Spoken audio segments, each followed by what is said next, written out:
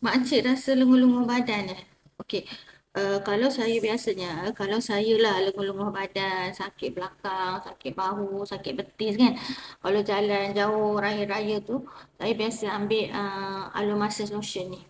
Aloe massage lotion ni saya akan sapu malam sebelum tidur, sapu kat belakang, sapu kat betis. Pagi-pagi bangun memang lega.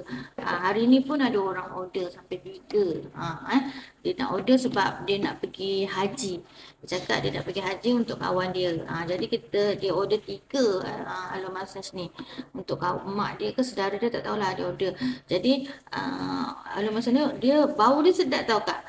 Bau dia macam bau minyak kayu putih. Minyak kayu putih bau dia.